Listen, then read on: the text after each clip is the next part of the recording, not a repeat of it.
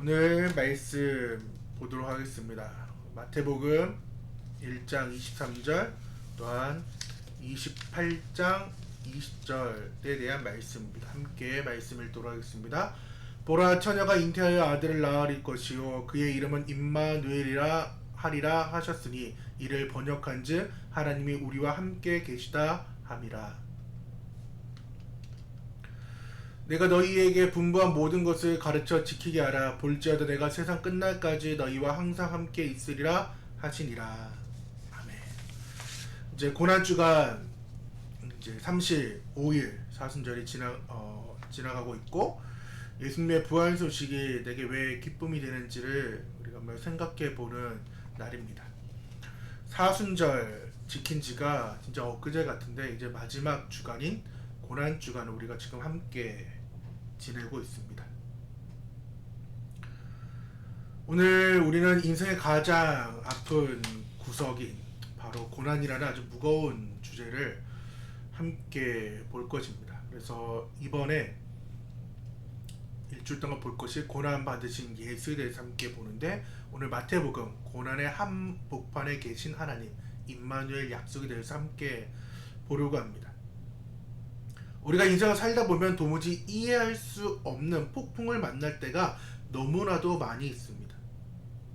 간절히 기도했는데 병세는 깊어지고, 정직하게 살려고 애썼는데 사업은 위태로우며, 또한 그것이 더 나아가 사업이 망해버리는 그러한 상황들.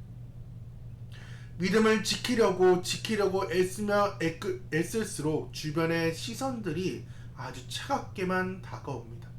가족으로부터, 또한 내가 친하다고 생각했던 그 사람들로부터 믿음을 지키려고 하면 할수록 오히려 믿는 사람들이 우리에게 적당히 믿으라고 하는 이러한 상황들. 그럴 때 우리의 입술이 어떻게 고백되며 이야기되고 있나요? 혹시 비명을 지르고 있지는 않으신가요? 하나님, 지금 어디에 계신가요? 하나님, 나의 눈물을 보고는 계신가요? 하나님, 왜 나를 이 캄캄한 고난 속에 홀로 내버려 두냐고 이야기하며 비명을 지르고 있지는 않냐는 것입니다. 저 역시도 7년의 등록금, 외로움, 또는 재정적인 문제들, 관계의 문제들, 이것들로 인해서 많은 힘듦의 시간이 있었어요. 동일하게 여전히 지금도 힘듦의 시간들도 간간히 있게 됩니다. 그럴 때 저 역시도 이러한 비명을 질러요. 하나님 어디 계시냐고.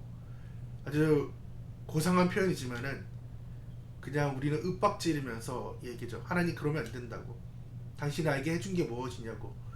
이 고난 가운데, 왜 캄캄한 가운데 안 그래도 외롭고 힘든데 왜 나를 홀로 두냐고 막 하나님께 얘기를 한다는 거죠. 근데 사복음서의 시작인 처음 이 마태복음은 우리에게 단호하게 이야기해주고 대답해주고 있습니다. 하나님께서는 저 높은 보좌에 위에 계셔가지고 우리의 고통을 구경만 하는 분이 아니라는 것입니다. 하나님께서는 우리의 그 고난의 한복판에, 그 현장에 걸어 들어오셨다고 말씀하고 있다라는 것입니다. 즉, 마태복음은 고난을 뚫고 우리를 찾아오시는 임마누엘의 하나님을, 임마누엘의 예수님을, 임마누엘의 그 성령님을 말씀합니다. 그렇기 때문에 고난받으신 예수의 그 사복음서의 처음이 마태복음을 함께 보면서 주님이 나와 함께 한다라는 것을 믿기를 바랍니다. 첫 번째, 고난. 우리가 하나님의 나라의 그 백성이라는 증거라는 거예요. 고난, 우리가 하나님 나라의 백성이라는 증거. 우리가 먼저 기억해야 될 것은 마태복음이 말하는 그 고난의 성격을 우리가 바로 알아야 돼요. 마태복음의 이 고난은 재수 없는 일, 죄에 대한 벌로 말씀하는 것이 아니라 예수님께서는 산상수훈에서 이렇게 말씀하시며 선포하십니다. 마태복음 5장 10절의 말씀 우리 함께 선포하며 읽도록 하겠습니다.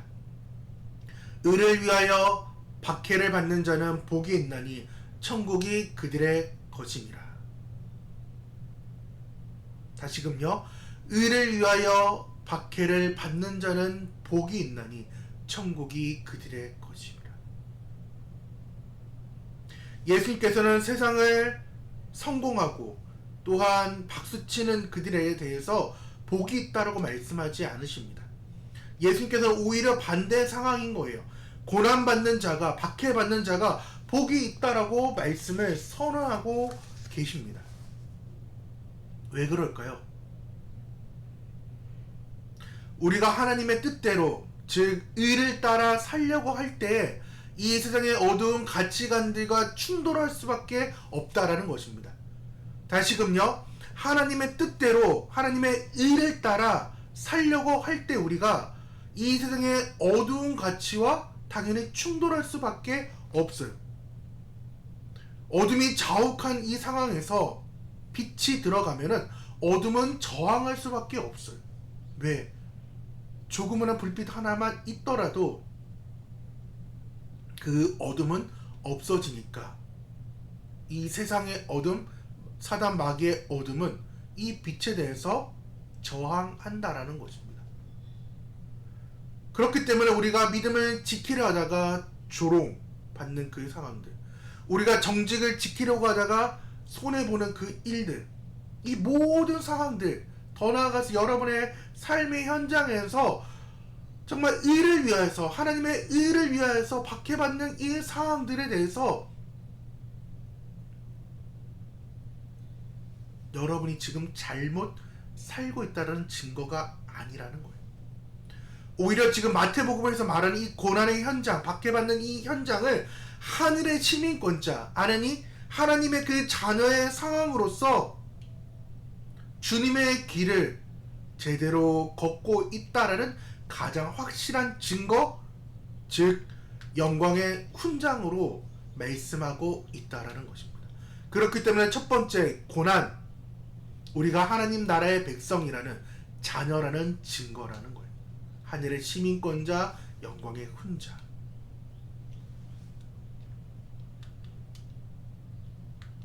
그렇다면 그 고난, 이 고난의 시간을 우리는 어떻게 견뎌야 할까요? 두 번째, 시작과 끝을 덮는 약속, 내가 너와 함께 하겠다라는 이 약속이 있다라는 거예요. 시작과 끝을 덮는 약속, 내가 너와 함께 하겠다. 마태복음의 구절을 보면은 아주 놀라운 복음이 숨겨져 있어요. 일명 약속의 샌드위치. 우리의 인생을 감싸고 있다라는 것입니다. 무엇이? 하나님의 약속이. 오늘 말씀 읽었던 상황인 거죠. 1장과 또 28장. 마태복음 1장은 예수님을 임마누엘로 말씀합니다. 하나님이 우리와 함께 계시다. 그리고 마지막 28장 20절 하반절에는 볼지어다 내가 세상 끝날까지 너희와 항상 함께 있으리라 하시니라 라고 마무리 짓고 있어요. 즉 하나님이 함철은과 함께 계시다라고 마태복음은 시작합니다. 그리고 마태복음 마지막에 우리의 인생의 그 마지막 현장에 볼지어다 내가 세상 끝날까지 함철은과 항상 함께 있으리라고 말씀하시는 거예요. 그러니까 내가 죽는 그 순간까지 하나님께서는 우리와 함께 한다라고, 나와 함께 한다라고 약속하고 계시다라는 거예요. 즉 시작도 함께 하심, 끝도 함께 하심을 우리 가운데 말씀하는 거예요.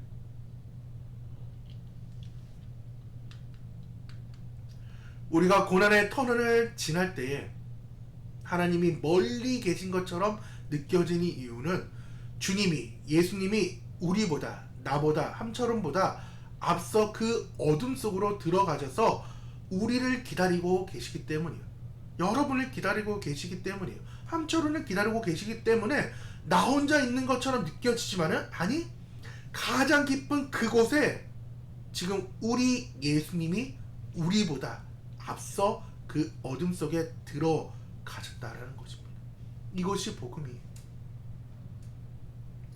풍랑이는 그 바다 위에 제자들이 죽음의 공포에 떨고 있을 때에, 그 갈릴리 바다의 그 무서운 가운데 있을 때에 다 모든 것을 던져내고 있은 그 상황에서 예수님은 산에서 구경하지 않습니다. 바다를 밟고 오십니다. 그리고 제자들 배 곁에서 다가오셔서 말씀하십니다. 예수께서 즉시 이르시되 안심하라, 나니 두려워하지 말라고 말씀합니다. 예수께서 곧바로 이르시되 지체 없이 이르시되 한순간도 늦추지 않고 이르시되 안심하라, 나니 두려워하지 말라. 예수님은 우리의 고난 가운데 즉시 찾아오시고 곧바로 찾아오시고 지체 없이 찾아오시며 한순간도 늦추지 않고 찾아와서 말씀합니다. 위로하십니다. 토닥여 주십니다. 안심하라, 나니까 두려워하지 말라고 말씀합니다. 마태복음에서 말씀하는 하나님, 임마누엘의 하나님은 우리의 통증의 밖에 계신, 그래서 그 밖에서 우리를 쳐다보고 관찰하시는 분이 아니라 우리와 함께 아파하시며 나와 함께 아파하시며 그 고통의 무게를 어깨에 메고 함께 걸어가시는 분임을 믿기 바랍니다. 그래야 세 번째, 십자가, 고난이 소망으로 바뀌는 자리. 십자가, 고난이 소망으로 바뀌는 자리. 예수 그리스도의 생애는 임마누엘이 무엇인지를 보여주는 아주 결정판이었습니다. 예수님은 우리와 함께하기 위해 하늘 보좌를 버리고 가장 낮고 천한 말구 위로 오셨습니다. 그리고 마침 우리와 함께하기 위해서 그 십자가의 저주를 감당하신 분이 우리 예수님이라신 것입니다. 십자가 위에 예수님이 처절하게 고백했던 엘리 엘리 라마 사막다니, 나의 하나님 나의 하나님 어찌하여 나를 버리셨습니까? 라는 이 외침을 우리는 꼭 기억해야 돼요.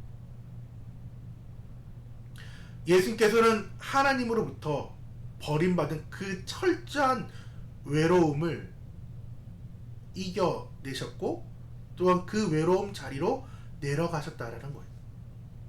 하나님과 본체셨어요. 하나님과 떨어져 본 적이 없는 그 예수님께서 이 십자가의 고난, 즉 우리의 죄 때문에, 나의 죄 때문에 하나님과 떨어지는 그 일이 일어났어요. 그래서 처절하게 고백한 거예요. 처절하게 외친 거예요. 엘리 엘리 라바 사막다니, 나의 하나님 나의 하나님 어찌하여 나를 버리셨습니까?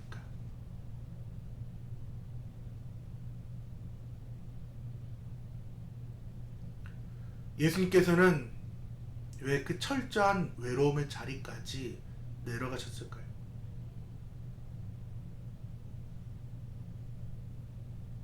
그건 내가 여기 있다, 그리고 내가 이미 여기를 다녀갔다라는 것을 알려주기 위해. 그래서 우리가 그 고난의 현장에 들어갈 때 그 고난을 깊이 묵상해 보세요. 고난을 깊이 묵상하고 고난을 깊이 생각하잖아요. 그러면 왠지 모르는 따뜻함이 있어요. 왠지 모르는 그 위로함이 있어요. 왠지 모르는 그 행복함이 있어요. 왜? 주님이 이미 여기를 다녀가셨구나라는 그 마음이 느껴진다고요. 아, 예수님이 이미 여기에도 나와 함께 계시는구나를 느끼게 된다라는 거죠. 예수님께서 죽음을 통과하셨기에 이제 우리에게 죽음조차 하나님과 우리를 갈라놓을 수 없다라고 말씀해 주고 있는 거예요. 그 고난, 죽음의 고난 이제 필요 없어. 내가 이미 승리하였기에 함께 이겨낼 수 있다라고 말씀합니다. 즉 우리는 오늘부터 토요일까지 고난 주간을 지날 것입니다. 그리고 지나고 있습니다. 우리의 고난은 더 이상 패배의 상징이 아니라 부활의 영광으로 가는 통로에 불과합니다. 그렇다면 우리는 이 임마누엘의 약속을 우리의 일상에서 어떻게 살아내야 될까요? 첫 번째는 나의 고난에서 질문을 바꿔야 돼요. 왜? 왜? 왜 하나님이 이거보다 누구로? 고난이 찾아오면 우리는 습관적으로 왜 나에게 이런 일이 일어났지? 라고 묻습니다. 그러나 임마누엘 신앙은 질문을 바꾸는 거예요. 고난의 이유를 다 알 수는 없어도 고난 중에 나와 함께 울고 계시는 그 주님을, 예수님을 바라볼 때, 우리 예수님을 바라볼 때 우리는 견딜 힘을 얻게 된다라는 것입니다. 오늘 여러분의 가장 아픈 자리에 조용히 이름을 부르며, 여러분의 이름을 부르며 찾아오시는 주님의 음성에 귀 기울이며 그 따뜻함을 느끼길 바랍니다. 그리고 너의 고난 곁에 머무는 임마누엘이 되라는 거예요. 주님이 우리와 함께, 나와 함께 하심으로 내가 그 처절한 현장에서, 가장 깊은 그 자리에서 위로를 얻었듯이 우리 역시, 나 역시 고난받는 이웃 곁에 머물러 있어야 된다는 거예요. 거창한 해결책 안 주셔도 돼요. 그저 그냥 묵묵히 지켜주는 것, 그냥 함께 울어주는 것, 그냥 들어주는 것, 그것이 바로 임마누엘의 사랑을 실천하는 제자의 삶이라는 거예요. 우리가 오늘 고통 곁에 누군가가 그렇게 살고 있다면은 여러분을 통하여서 하나님이 나와 함께하고 있구나, 그리고 그와 함께하고 있구나, 또는 우리와 함께하고 있구나를 함께 보게 될 것입니다. 이제 임마누엘의 손을 붙잡길 원합니다. 우리 사랑하는 성도님들, 우리 한목라 가족들, 지금 고난 중에 계신가요? 홀로 싸우고 있다면은 힘들어하지 않기를 바랍니다. 아무도 내 아픔을 모른다고 생각하지 말기를 바랍니다. 여러분께서 밤을 설쳐가며 눈물을 흘리는 그 상황에 주님이 옆에 계셨습니다. 억울함에 가슴을 치는 그 상황의 자리에도 예수님이, 주님이 우리와 함께 계셨어요. 막막한 앞날 때문에 한숨 짓는 우리의 상황, 일터의 상황에서 주님이 먼저 와서 그 길을 열어가고 계십니다. 그렇기 때문에 처음, 마지막 이야기했던 것, 임마누엘, 예수님이 나와 함께한다. 그리고 예수님의 그 마지막은 내가 세상 끝날까지, 너의 고난의 그 끝날까지 너와 항상 함께 있겠다 라고 말씀해요. 환경은 변하지 않을 수도 있습니다. 그러나 임마누엘의 그 예수님을 믿을 때에, 나와 함께하는 사실을 믿고 알 때에 우리는 그 거친 바도 위를 걸어갈 수 있습니다. 걸어가면 끝이에요. 비바람치고 그리고 폭풍을 맞을 수는 있어요. 하지만 그 고난의 깊숙한 수렁에 가지 않게 됩니다. 베드로가 주님만을 바라볼 때는 다 느껴지지 않았어요. 그냥 예수님만 보였던 거죠. 하지만 그가 고난이라는 삶의 현장을 딱 바라보니 그 고난이 쭉 땡겨서 죽을 수밖에 없는 상황에 가게 된 거죠. 그렇기 때문에 우리는 고난 속에서도 찬송할 수 있습니다. 누구 때문에? 임마누엘 대신 예수님 때문에. 무너져가는 자리에서 다시 일어날 수 있습니다. 왜? 임마누엘 대신 예수님 때문에. 우리와 함께 계시는 그 하나님, 그 임마누엘 대신 그 하나님을 우리가 높여드리며 소망 가운데 나아가는 저와 여러분들에게 간절히 축원드립니다. 그래서 우리 질문 2개 했죠. 나의 고난 속에서 무엇을 바꿔라? 질문을 바꿔라. 하나님 왜 그러세요가 아니라 하나님 나에게 이 고난을 준 이유가 무엇인지를 함께 생각하며 하나님이 계셨구나, 지금도 나와 함께 하구나를 느껴보시고, 너의 고난 곁에 머무는 임마누엘 대라는 거예요. 주변 보시고요. 힘들어하는 분에게 문자 한 통, 전화 한 번, 또한 같이 있을 수 있으면 곁에 함께 있어서 그 따뜻한 온기, 임마누엘의 예수님을 함께 전달해 주기를 바랍니다. 기도하도록 하겠습니다.